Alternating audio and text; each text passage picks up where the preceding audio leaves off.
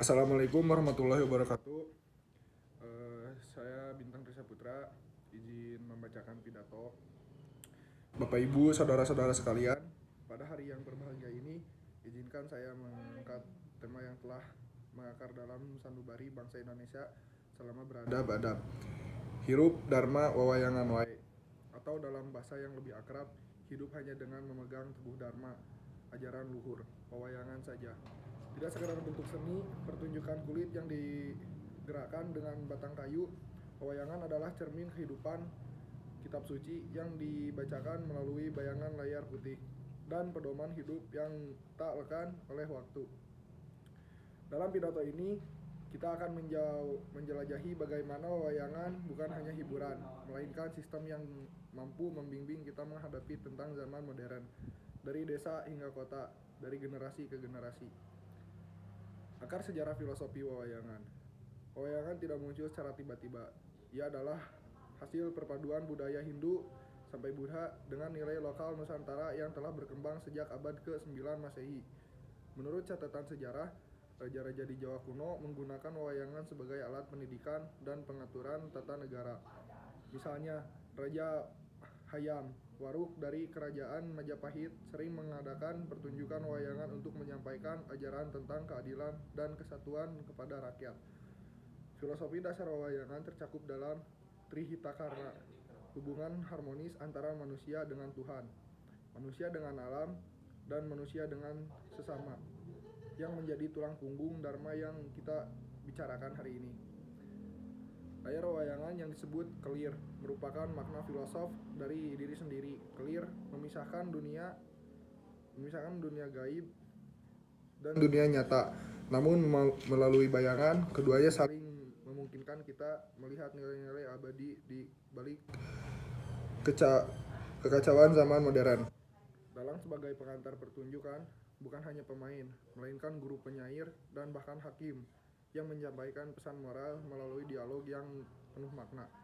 Dialog-dialog ini antara tokoh seperti Bima, Arjuna, atau Semar seringkali mengandung pertanyaan modern tentang kebenaran, tanggung jawab, dan tujuan hidup.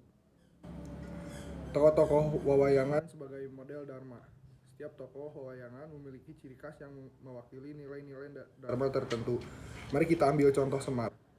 Contoh penakawan yang tampak kasar dan lucu, namun memiliki hikmah yang dalam. Semar adalah perwujudan kearifan lokal. Dia selalu memberikan nasihat bijak kepada Pandawa ketika mereka menghadapi kesulitan.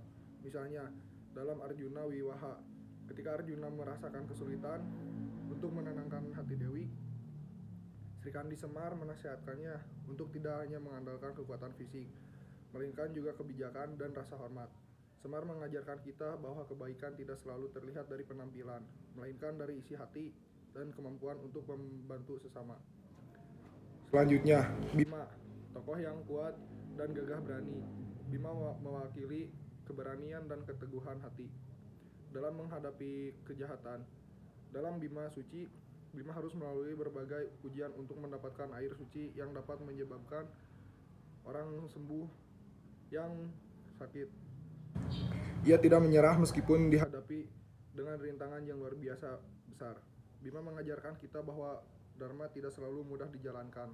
Terkadang kita harus berani menghadapi kekuatan dan kesulitan untuk memegang teguh prinsip yang benar.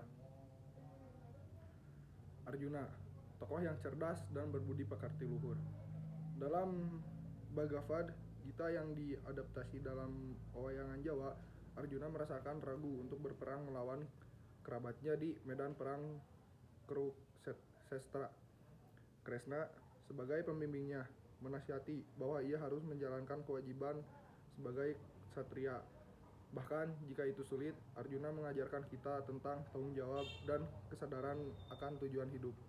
Kita harus mampu membedakan antara yang benar dan yang salah, dan berani bertindak sesuai dengan hati nurani kita. Tak kalah penting adalah tokoh Drupadi, perwujudan, keberanian perempuan dan martabat. Dalam cerita ketika Drupami diperlukan oleh Duryodhana dan kerabatnya, ia tidak menyerah dan tetap memegang teguh kerabatnya. Ia mengajarkan kita bahwa Dharma juga meliputi perlindungan terhadap martabat diri dan orang lain, tanpa memandang jenis kelamin. Dharma wawayangan dalam kehidupan sehari-hari. Hirup drama wawayangan wae. Tidak berarti kita harus hidup seperti tokoh wawayangan secara harfiah, melainkan menerapkan nilai-nilai mereka dalam aktivitas sehari-hari. Misalnya, dalam tokoh dunia kerja, dapat menerapkan nilai kejujuran yang diajarkan oleh Yudhishthira, tokoh Pandawa yang selalu jujur. Bahkan ketika ia merugikan dirinya sendiri, seorang pegawai yang jujur dalam melaporkan hasil kerja meskipun tidak sempurna, telah menjalankan drama wawayangan.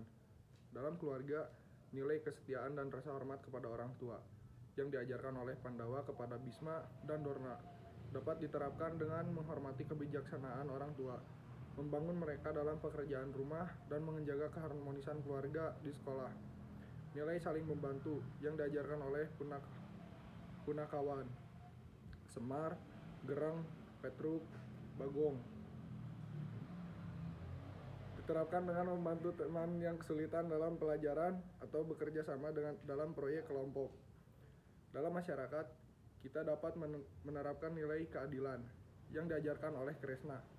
Ketika melihat orang lain diperlukan tidak adil, kita harus berani membicara dan membantunya seperti Kresna yang membantu Pandawa dalam mempertahankan hak mereka. Contohnya adalah ketika warga masyarakat bekerja sama untuk membantu korban bencana alam atau memprotes praktik korupsi yang merugikan rakyat. Wawayangan penyambung generasi. Salah satu peran terpenting wawayangan adalah sebagai penyambung generasi. Dalam desa-desa Jawa, pertunjukan wawayangan seringkali diadakan pada malam hari, dan anak-anak duduk berbarengan dengan orang tua dan nenek moyang untuk mendengar citra dan nilai-nilai yang disampaikan. Melalui wawayangan ini, nilai-nilai luhur seperti kejujuran, keberanian, dan rasa hormat diteruskan dari satu generasi ke generasi berikutnya. Namun, di zaman modern ini, banyak anak-anak tertarik dengan permainan elektronik dan film barat daripada wawayangan. Hal ini membuat kita khawatir bahwa nilai-nilai dharma wawayangan akan terlupakan. Oleh karena itu, kita harus berusaha untuk melestarikan wawayangan dengan cara-cara baru. Misalnya, menghadapi cerita wawayangan menjadi film animasi atau mengajarkan wawayangan di sekolah sebagai mata pelajaran budaya. Beberapa sekolah di Jawa telah mulai menerapkan hal ini dan hasilnya sangat positif. Anak-anak menjadi lebih tertarik dengan budaya sendiri dan memahami nilai-nilai dharma yang terkandung di dalamnya. Tentang zaman modern dan peran dharma wawayangan.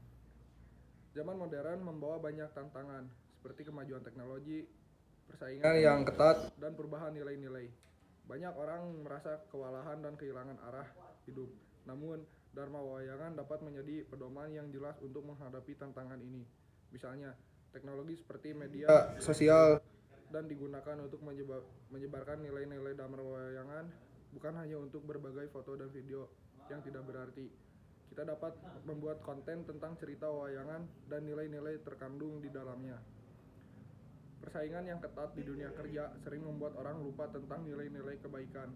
Namun, dharma wawayangan mengajarkan kita bahwa kesuksesan tidak hanya diukur dari kekayaan dan jabatan, melainkan dari kebaikan dan kontribusi kepada masyarakat. Seorang pengusaha yang menjalankan bisnis dengan jujur, memberikan manfaat kepada pekerjaannya, dan masyarakat telah menjalankan dharma wawayangan. Perubahan nilai-nilai juga sering menyebabkan konflik dalam masyarakat. Namun, dharma wawayangan mengajar kita tentang harmoni dan toleransi. Kita harus menghormati perbedaan pendapat dan keyakinan orang lain, seperti tokoh wawayangan yang selalu berusaha untuk menyelesaikan konflik dengan cara damai dan bijaksana. Contoh nyata penerapan dharma wawayangan. Di Indonesia, terutama di Jawa, banyak orang yang hidup sesuai dengan dharma wawayangan. Misalnya, seorang guru yang dapat dengan penuh dedikasi mengajar anak-anak di desa terpencil tanpa mengharapkan imbalan yang besar. Ia menerapkan nilai pengorbanan dan cinta kepada sesama yang diajarkan oleh Arjuna dan Pandawa. Seorang petani yang merawat tanah dengan baik dan tidak menggunakan pupuk kimia berbahaya untuk alam, ia menerapkan nilai harmoni dengan alam yang diajarkan oleh Trihita Karna. Seorang pengusaha yang memberikan bantuan kepada orang miskin dan mendirikan sekolah untuk anak-anak yang tidak mampu. Ia menerapkan nilai kemurahan hati dan kepedulian sosial yang diajarkan oleh Semar dan tokoh-tokoh wewayangan lainnya. Salah satu contoh yang terkenal adalah Ki Nartosado, dalang terkenal yang mengabdikan hidupnya untuk melestarikan wewayangan dan menyebarkan nilai-nilai dharma kepada masyarakat. Ia sering mengadakan pertunjukan wewayangan di berbagai tempat dan memberikan ceramah tentang filosofi wewayangan kepada anak-anak dan desa. Ia telah menginspirasi banyak orang untuk mencintai budaya sendiri dan menerapkan nilai-nilai dharma wewayangan dalam hidup sehari-hari. Wewayangan sebagai warisan budaya dunia. Pada tahun 2003, UNESCO mengakui wewayangan Jawa sebagai Masterpiece of the Oral Inalienable Heritage of Humanity. Pengakuan ini menunjukkan bahwa wewayangan tidak hanya warisan budaya Indonesia, melainkan juga budaya yang harus dilestarikan dan dipromosikan.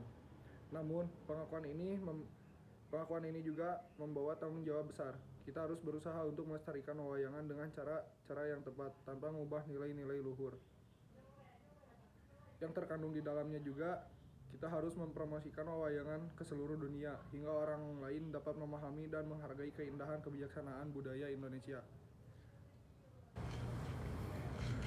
Penutup, komit untuk hirup dharma wewayangan wae. Bapak Ibu, saudara-saudara sekalian, sampai di sini kita telah menjalankan berbagai aspek wewayangan dan dharma yang terkandung di dalamnya. Dari akar sejarah hingga penerapan dalam kehidupan sehari-hari. Dari tokoh-tokoh yang menjadi model hingga tentang zaman modern yang harus dihadapi, wewayangan menjadi pedoman hidup yang relevan dan berharga. Hirup dharma wewayangan wae bukan hanya kosong, melainkan komit untuk hidup dengan nilai-nilai luhur, memegang teguh prinsip yang benar, dan berkontribusi kepada masyarakat dan alam. Kita perlu menjadi dalang atau tokoh wewayangan untuk menjalankan dharma ini. Perlu memiliki hati yang terbuka dan keinginan untuk menjadi orang lain yang lebih baik. Mari kita berjanji bahwa hari ini adalah akan melestarikan wewayangan dan nilai-nilai dharma yang terkandung di dalamnya, untuk diri kita sendiri, untuk generasi mendatang, dan untuk kebijaksanaan bangsa Indonesia. Semoga kita dapat disesuaikan dengan dharma wewayangan dan menjadi contoh bagi orang lain.